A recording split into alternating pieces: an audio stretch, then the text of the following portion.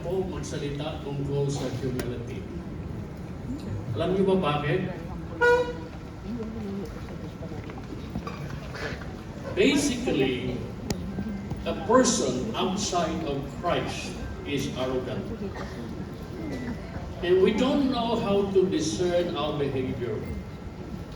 Even though we are already Christians, meron panahon na humble tayo. Meron ding panahon na humble tayo. At narinig ko na yan, marami nagsabi, yung si Pastor Corona, napaka-humble. Pero may nagsabi din, yung si Pastor Corona, ang humble. Talagang nakakalito. Yun na nga sabi ko. Because it's difficult to really show yourself. At maganda kung mag-show tayo sa maraming tao, gandang ugali natin. Iyan ako ngayon kasi nandito yung asawa ko. Alam niya kung sino ako talaga. Sorry.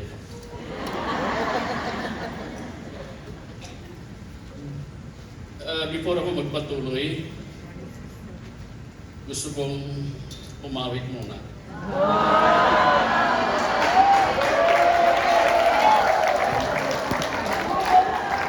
Sige po.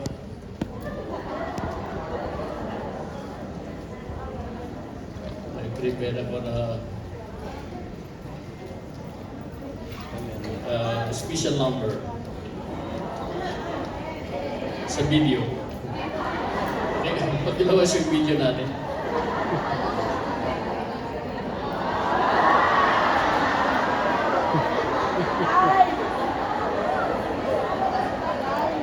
Ito po ay produkto ng COVID.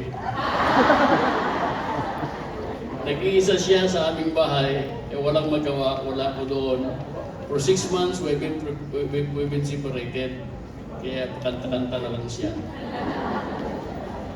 Nung kami nagkita, na-quarantine ako doon. Pangalawang beses na-quarantine ako doon. Ay may tumubo na sa aking hihig. God is good. Okay, abay aawit na.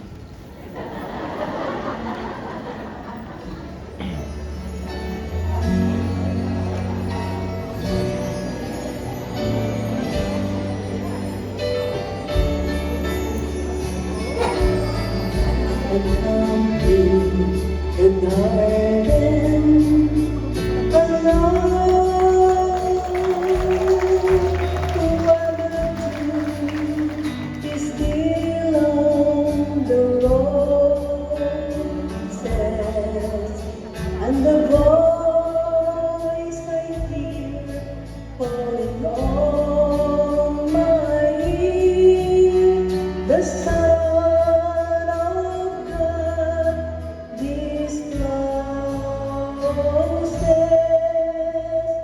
and He walks with me and He talks with me.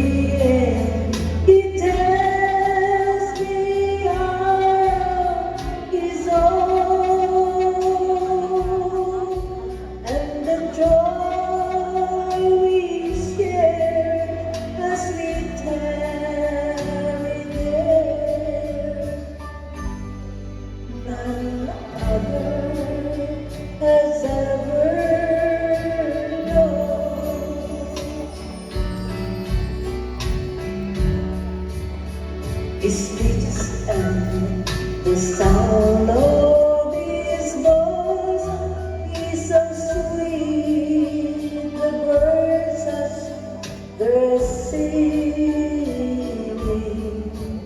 and the melody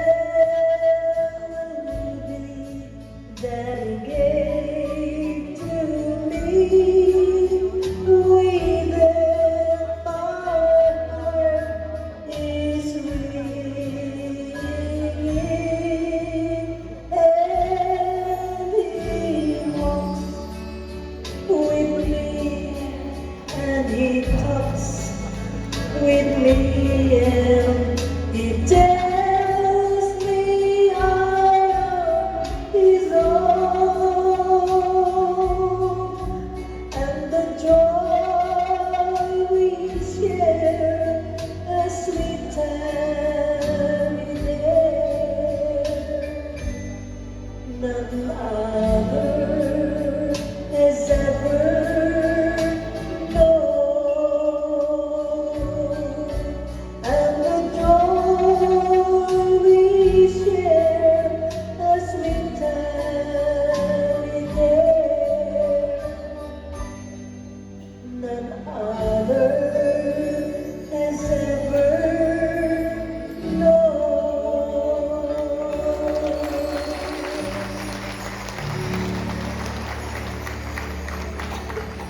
Let us pray. Heavenly Father, we thank you for your goodness, your faithfulness that you have carried us through. You have walked with us in our journey. Lord, we continue to come before you and ask that you will continue to speak to us and prepare our hearts even more. We pray in Jesus' name. Amen. I'd like to ask a question. What is that in you that when you begin to claim you have it, you don't really have it? Or what is that something that when you begin to claim it, that you have it, you don't really have it? Ano po ang isang bagay na kung sinabi mo meron ka, ay wala ka?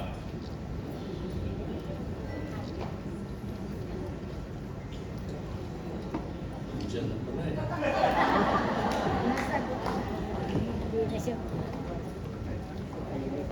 Tama yun. Humility is something we do not have as soon as we claim we have it. Kaya sabi mo, what is that? Napaka-humble ko. Hindi nyo lang siguro alam yun. Pero ngayon alam na. Ako'y humble talaga.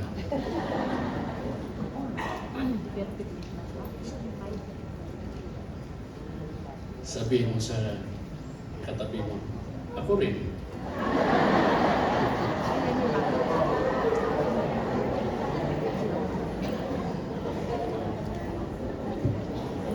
Eh, meron din nagsasabi, hindi naman. Alam mo ba, kasalanan din yun? That's inverted humility. That is just as sinful as arrogance. Kaya napakahirap intindihin ano ang humility. Mahirap po. So let's listen to what some authors have said about humility. According to the Chinese proverb, humility is like the bamboo. The taller it grows, the deeper it needs to bow. Upang maipakita mo na ikaw ay humble, kahit na napakataas na yung naabot mo sa buhay, marunong ka pa rin magpapakumbaba. Kahit na ikaw ay doon ka nakatira sa pinakataas na palapag sa isang kondominium, mas mainam pa rin na ikaw ay bababa at alamin mo kung sino-sino yung mga tao sa palibot o sa kapaligiran mo. Alam mo may nangyayari ngayon na tumitingin na lang sa window yung mga nasa mataas na palapag ng kondominium. Ang nakikita rin nila ay mga ibang kondominium din. Eh kaya gumagamit na lang ng mga teleskopyo. O kaya nagsasalita na lang sa mga gadgets. Alam mo masama doon? Maraming nagsisex through gadget. Nasa kapitbahay ng kondominium. Kaya mahalaga sa buhay ng tao ang pagpapakumbaba. Isang author nagsasabi, humility is not to think less of oneself, but to think of oneself less. Next slide. Kung feeling mo ay maganda ka, hindi maganda ka, huwag mong sabihin, hindi naman. Aminin mo, maganda ka.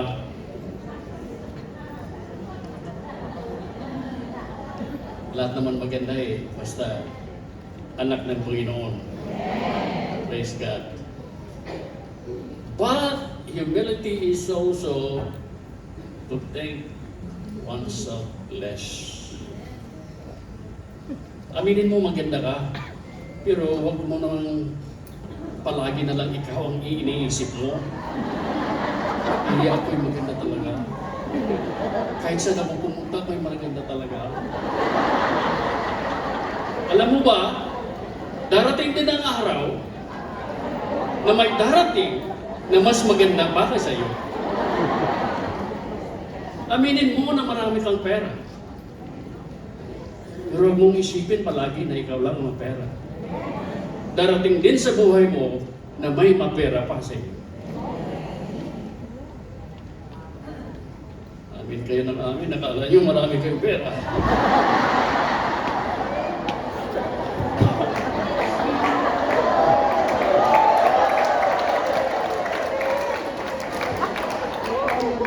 Humility is not to devalue or degrade oneself.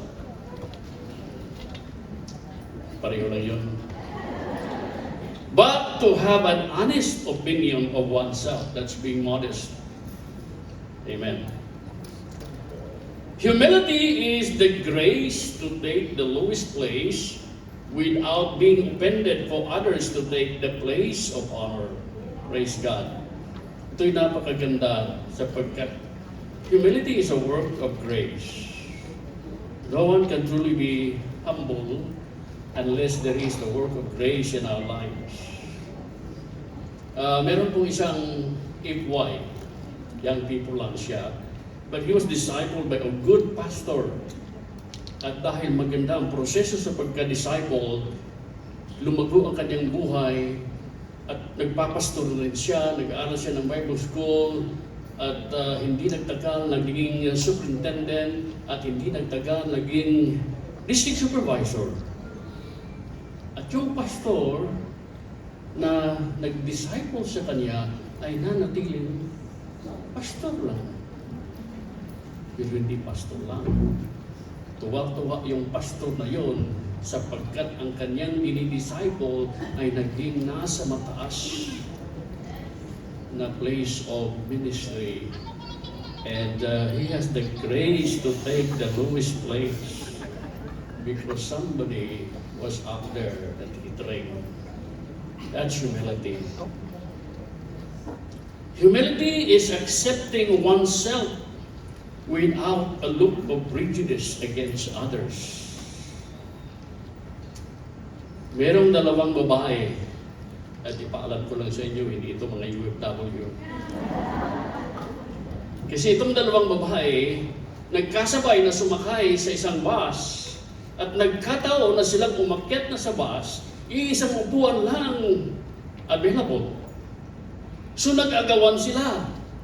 Eh siyempre, walang gusto magpahuli, nauwi sa awayan. So nag-aaway na sila, tumaas na yung mga boses nila, yung mga tao nagtinginan na, yung mga tao nag-cheers. And the conductor intervened. Hindi sila nagpahawat. Naggalit na ngayon ang driver. Sumigaw ang driver. Ibigay ang upuan sa pinakapangit.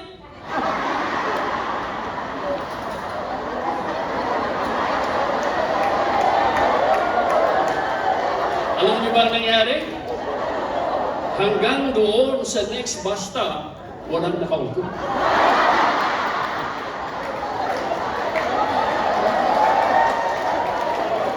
Sinabi ko na hindi ito UFW. Ang mga babaeng ito, hindi marunong mag-accept sa sarili.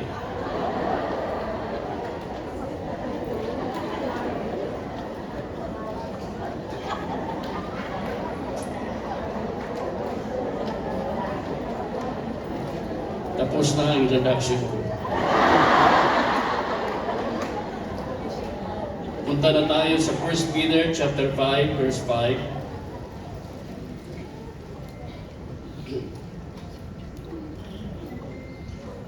All of you be subject to one another. Be clothed with humility, because God sets himself against the proud, but he gives grace to the humble. Thank you. Sarap talaga may asawa.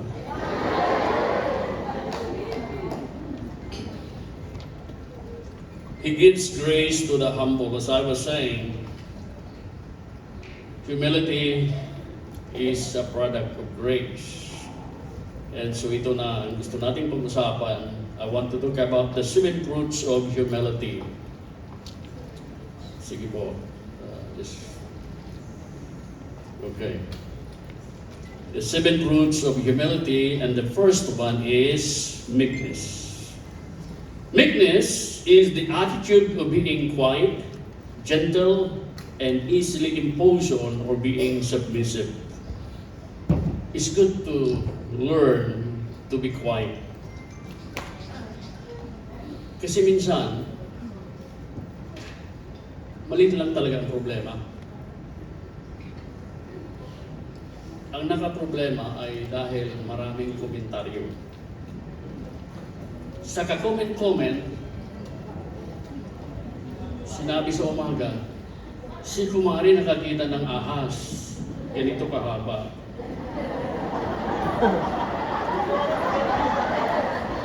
Sa alas 9, yung isang Kumari dumating. Alam mo ba, Mare, si Kumari, nakakita ng ahas, ganito malaki. Alam mo, nung gabi na, ang ahas ay napakahaba na. Meekness is the attitude of being quiet. Just be quiet. Do not comment, especially if you don't know the issue. Magiging ulo lamang yun.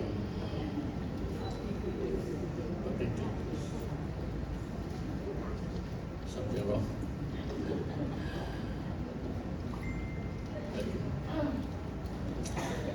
Next, in 1 Peter chapter 3, verse 4, it says, "Let your adornment be the inward person of the heart, manifested in the incorruptible jewel of meek and quiet spirit, which is of great value in the sight of God." Praise God. Meek and quiet spirit. But let us be reminded that meekness is not weakness. And so, I'd like to picture meekness as a horse. Meekness is like a horse, yung tame horse. You know, may kabayo. A tame horse, kahit na bata lang ang nakasakay. Kahit bata lang ang nakasakay.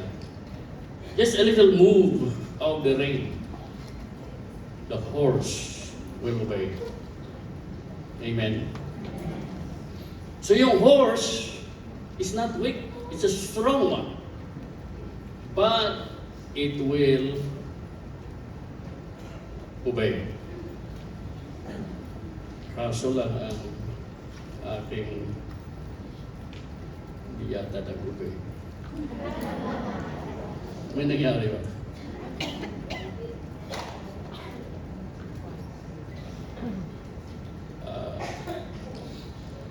Yeah.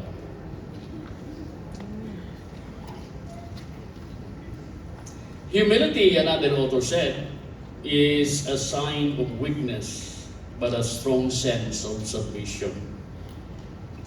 Humility is not looking down on oneself. You don't downgrade yourself, but looking up to God. Because when you learn to look up to God, you become strong. But you can only become strong when you are ready to submit to Him. Number two fruit of humility is patience. Patience is the capacity to accept or tolerate delay, trouble, or suffering without getting angry or upset. There will always be time that trouble will come. Doon tayo natataranta. If trouble will come. Lalo na kung nasa program tayo, nag-prepare tayo ng event, tapos may mga problema, wala doon wala doon siya. Yun, laking problema yun.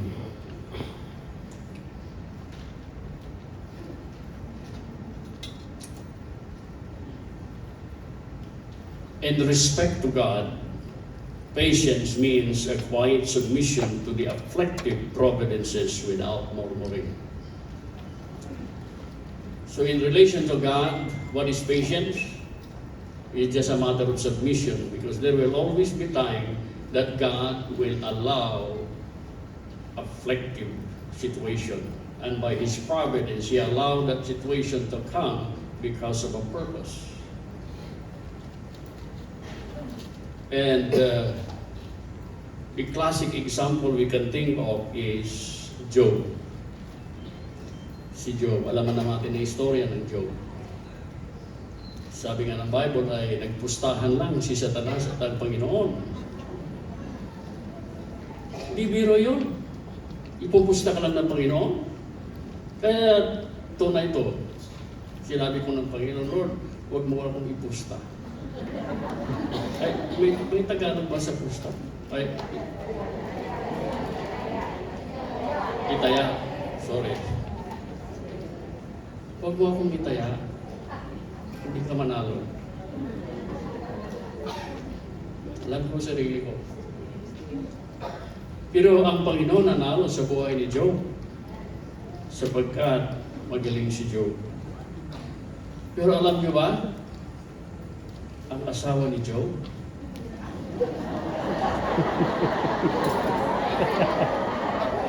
hindi rin siya UFW.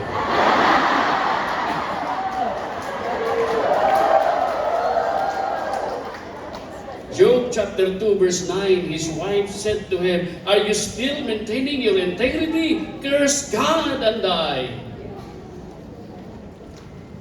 Hindi UFW at lalo na hindi asawa ng pastor. Patience and respect to men implies a calm tolerance with the faults and follies of others. Because in workplace and even in the ministry, there will always be those who will fall short of your expectation. Yung mga kasamahan natin, minsan, hindi nila ginagampanan yung work assignment. At kung ikaw yung nasa leadership, mahirap yun.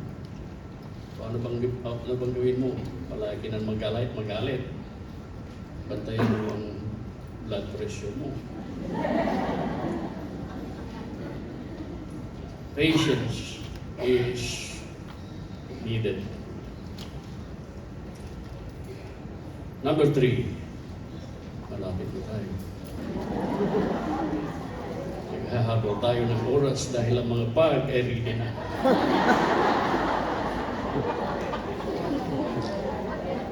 Number 3, fruit of humility is denial of self. Deny self of worldly things, or in other language, this is meant death to self. And this is based on what Jesus said, take up your cross. There are 3 parallel verses here, so I will just read Luke chapter 9, verse 23. It says, "Then he said," referring to Jesus, "If anyone desires to come after me, let him deny himself and let him take up his cross daily and let him follow me." And this cannot happen without humility. Denial of self. So here we learn another lesson. Humility is not an act of self-denial, but an act of denial of self. What is the difference between act of self-denial and denial of self? Self-denial is self-centered. It relates to asceticism, and the result is you exalt yourself. But denial of self is cross-centered. Jesus is the center of your life. And that you're only submitting to the will of God, and therefore the result is you exalt God. For example, ang pag-aayuno, magandang gawain. Pero ang pag-aayuno, pwede maging self-centered o cross-centered, or self-denial or denial of self. Depende sa motive. Kung nag-aayuno ka, ano ba ang motive mo? Sabihin mo, Eh, siyempre, taba-taba ko na eh. Magpa-islim na lang. Para sabi ni Maloy, hahaba pa ang buhay. Eh, para kanino yon? Para lang sa sarili mo yon. That's self-centered. That is self-denial. Pag sabihin mo, ako mag-aayuno dahil ako'y magpapakumbaba sa Panginoon at sisikapin kong tanungin ng Panginoon, anong dapat kong gawin? That is cross-centered. That is submission to the will of God. In the end, you are exalting God. So again, humility is not an act of self-denial, but denial of self. Sabi po ng ating founder, Amy Simple McPherson, my task is to be pleasing to Christ, to be empty of self and be filled with Himself. Praise God. Number 4, fruit of humility. Contentment. Contentment is the state of being mentally and emotionally satisfied with things as they are. Wow. You are mentally, that is mindset. Emotionally, that is feeling. Satisfied with the things that you are part of, with the situation that you come across. It is a realization that whatever is the situation, it is unspeakably better than what a man deserves. Think about that. Whatever is the situation, whatever is your situation, whatever crisis, whatever problem, you're in sickness or you lack money or whatever, nag-away kayo, may marami. Whatever is your situation, it is unspeakably better than a man deserves. Kasi,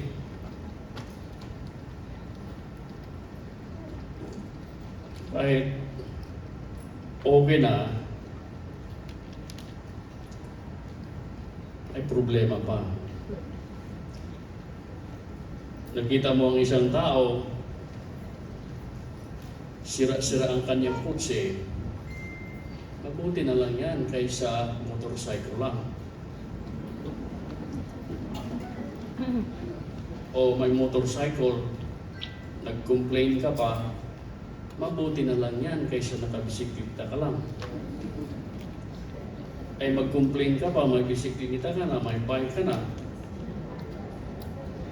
Yung iba naglalakad lang. Mabuti na lang may sapatos ka.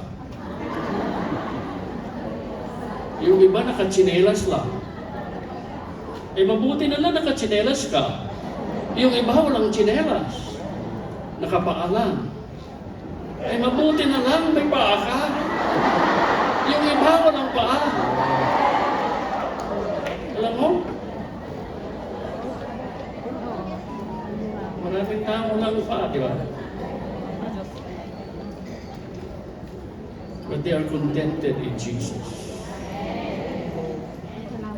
An author by the name of R.C. Sproul said this, "When I think I am unfairly hated, I try to remember that I'm unfairly loved." Think of that. When I think that I am unfairly hated, I try to remember that I am unfairly loved. What does that mean? It means that we do not deserve to be loved. We do not deserve heaven. But Jesus is still love us. That's unfair. That's unfair. Because we are not deserving of God's love, but He still loves us. Kaya, if you've been hated undeservedly, sabi mo, salamat naman. Buhay pa ako. Thank God for His love. Matthew chapter 6 verse 25 said, "I tell you, do not worry about your life, what you will wear, what you will eat or drink. For life is more than food and the body more than clothes." Hallelujah. Kaya, huwag na nating pagmayabang Kung ganda ang bahay natin, hindi ko naman ibig sabihin na hindi natin gustong magkabahay. Salamat sa Diyos, binigyan tayo ng bahay. Kung wala kayong bahay, meron tayo sa langit. Totoo yan. Hindi masama kung may bahay tayo dito sa mundo. Pero lahat ng mga bagay sa mundo, iwanan din natin. Number 5 na tayo.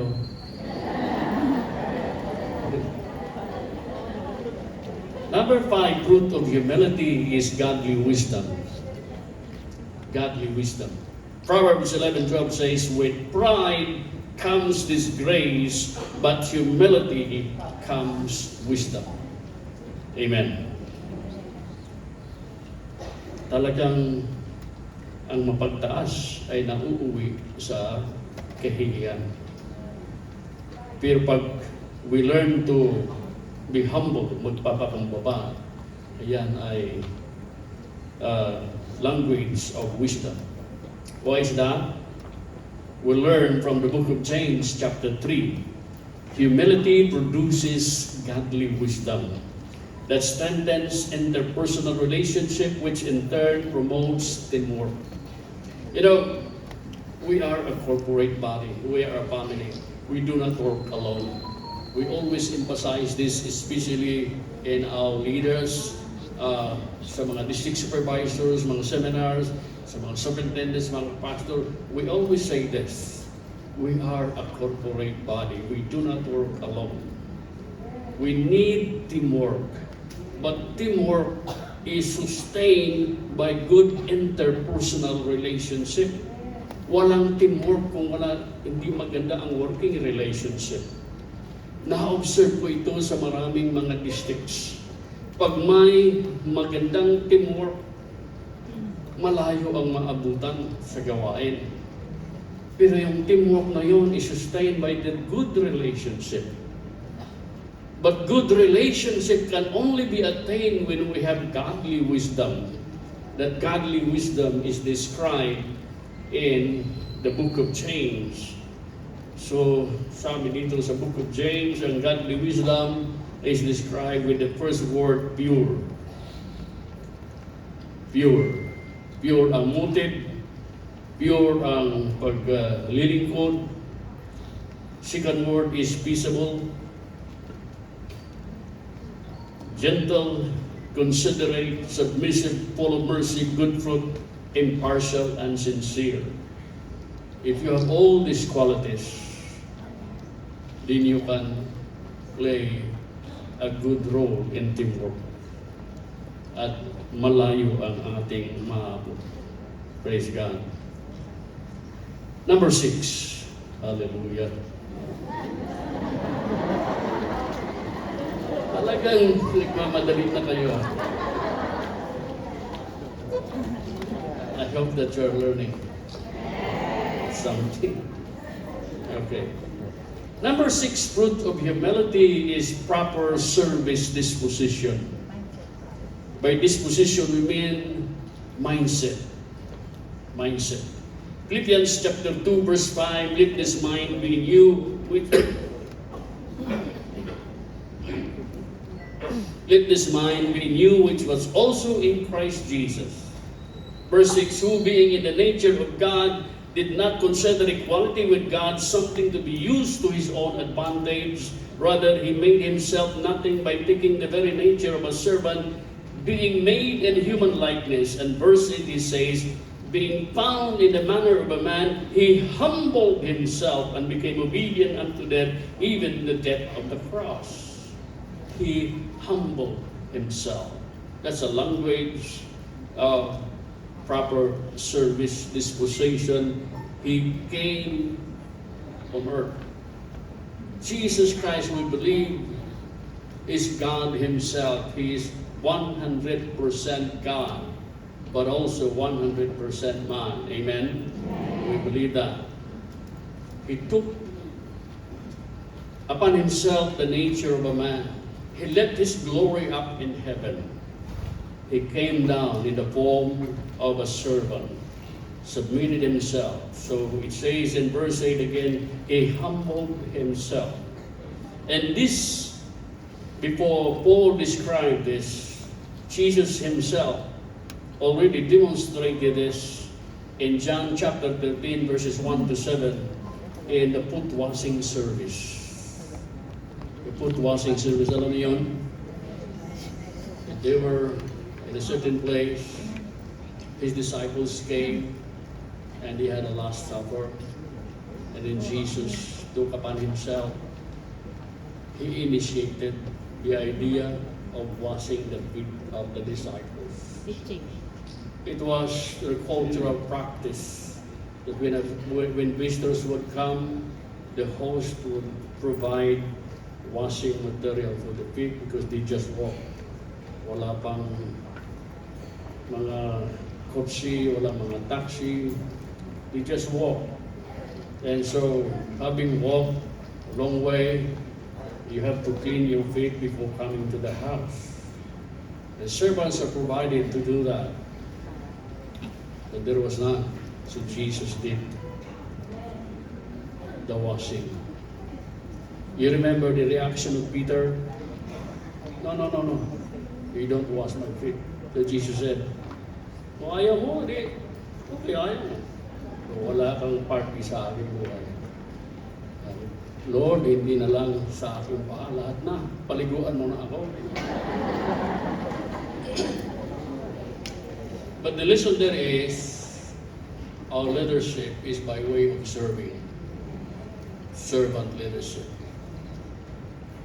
But you cannot have that attitude of serving if you do not have that proper disposition in the mind.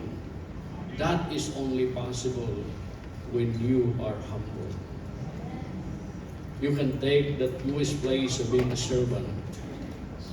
And so hindi mahirap para sa atin magsilbi, maglingkod because of the spirit of servanthood. Hallelujah, number 7.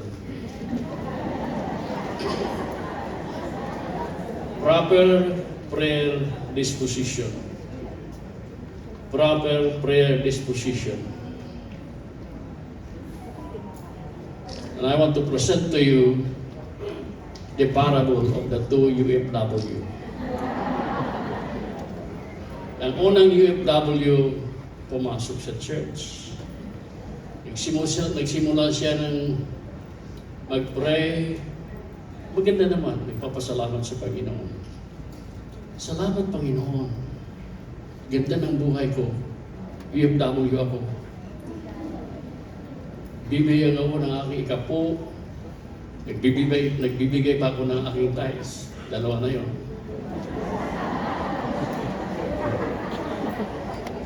Alam mo, Panginoon, nagbibigay rin ako ng aking napakalaki ngayon eh. Alabaster box offering. At ako'y nag-aayuno din. Baka hindi mo alam, Panginoon. Pagpapasalamat talaga, Panginoon.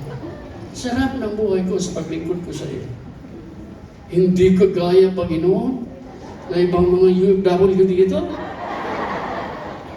Hindi man lang sila nag-ayuno. Hindi man lang nagbibigay. Hindi man lang tumutulong sa pastor namin. Yan o, nakikita mo, Panginoon. Ito ba ito sa langit? Ang matamaan, hindi magaling. Wala dito. Nasa ibang region.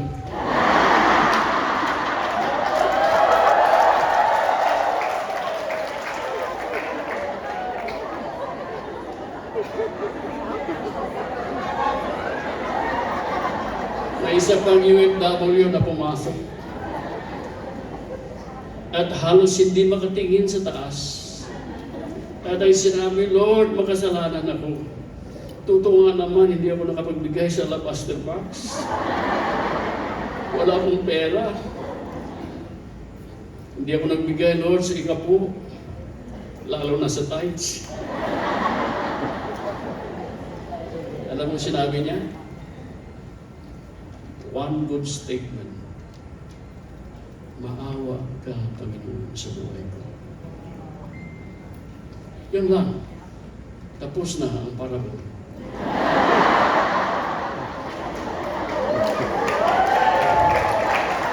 But if you read Luke chapter 18, in the end, Jesus said, from among the two, the Pharisee, the religious leader, and the tax collector was more justified because of his humble attitude.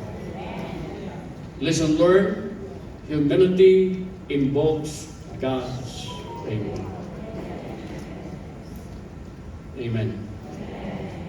So in our prayer, kahit na ang laki ng naibigay nyo, huwag nyo nang sabihin sa Panginoon, alam ng Panginoon yun. Sabihin nyo lang, Lord, maawa ka naman sa atin. Miserable pa rin ang buhay ko. Ganda ng buhay ko sa loob ng church kasi ang dami nakakita eh. Pag doon ako sa bahay, ang dami kong problema. Alam ng asawa ko yun.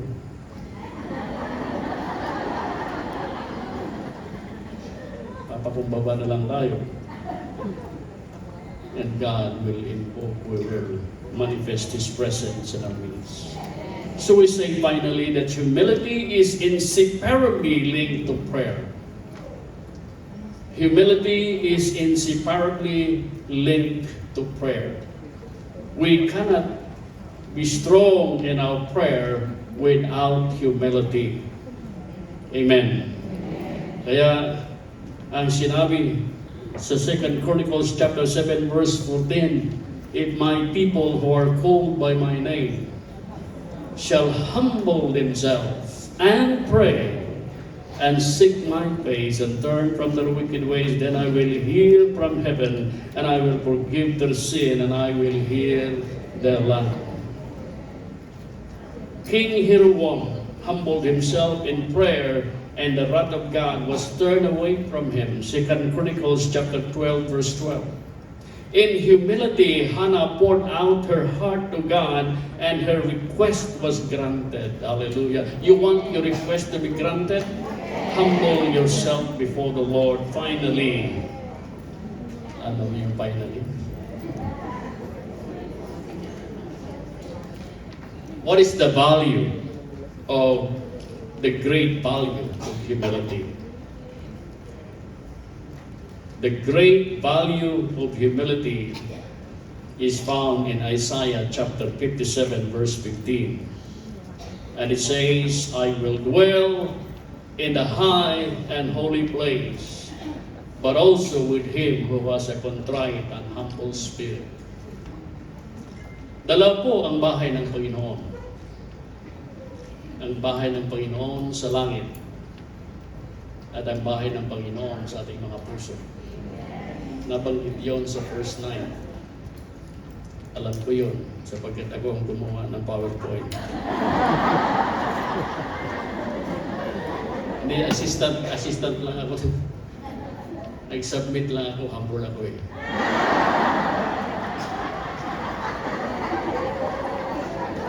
Dalawa ang bahay ng Panginoon. In the high and holy place, that's no other than heaven, none other than heaven. But also with him who has a contrite heart, yung mapakumbaba na puso. Biro mo yan? Sa langit at sa lupa. Pwedeng magpakita ang Panginoon. Pwedeng mag-manifest ang Panginoon sa ating mga buhay. But that requires humility. What a great impact in each one's life when the presence of God is there. But humility is what we need before the Lord. Hallelujah. Let's arise together.